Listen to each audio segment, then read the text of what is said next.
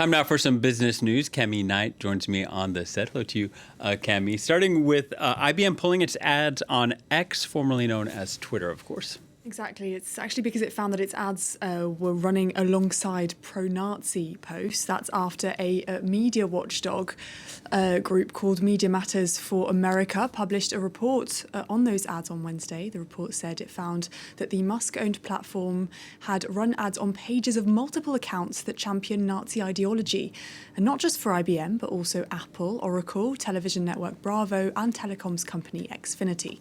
Solange Mougin has more. When is it time to pull the plug? For IBM, the answer to that question became very clear. The American multinational has pulled its advertising on X, formerly known as Twitter. The move comes after a left-leaning nonprofit called Media Matters for America found that IBM's ads, along with other corporations, were posted next to tweets supporting Adolf Hitler and Nazism. The tech corporation issued a statement. IBM has zero tolerance for hate speech and discrimination, and we have immediately suspended all advertising on X while we investigate this entirely unacceptable situation. IBM isn't the first to pull its ads from X since Elon Musk's $44 billion takeover last year. His relaxing of its guidelines and cutting moderation teams has had a dire effect on X's reputation. Ad revenue, the billionaire said this summer, has fallen by 50%. Musk himself also continues to stoke the fire with his views. The billionaire replied to an anti-Semitic tweet Wednesday. It claimed Jews are promoting hatred against whites, and Musk boosted such anti-Semitism by replying, "You've said the actual truth." On Thursday, a group of over 100 Jewish leaders called out the anti-Semitism that they've found on X.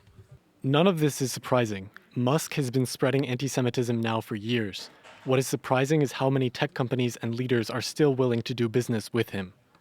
For many users, news outlets, and advertisers, the question remains, though.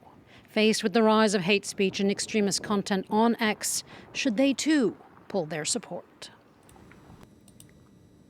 Reuters is reporting that the largest semiconductor equipment maker in the US is under criminal investigation for potentially evading export restrictions on China's top chip maker. 3 sources say Applied Materials is being probed by the Justice Department for sending equipment to China via South Korea without export licenses, involving potentially hundreds of millions of dollars of equipment.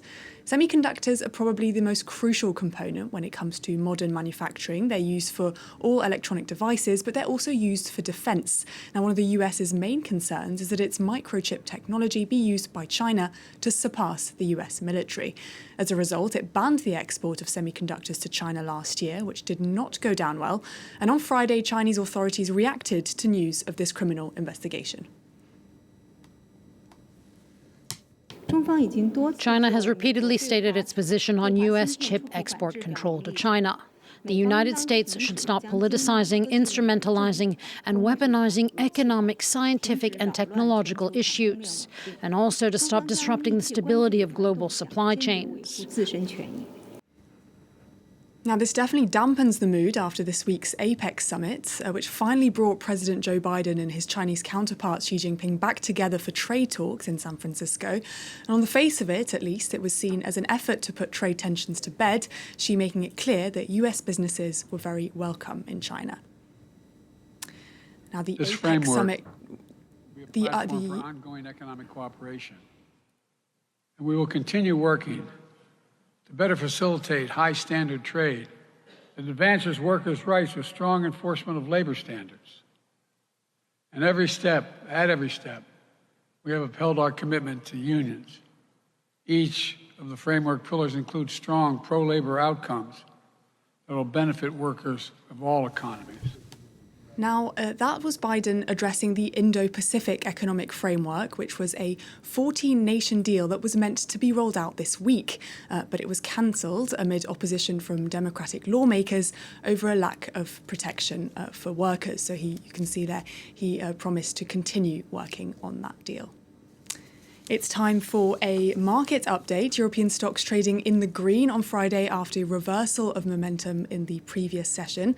The gains were led by financial services and basic resources shares, all 3 indexes trading up around 0.9%.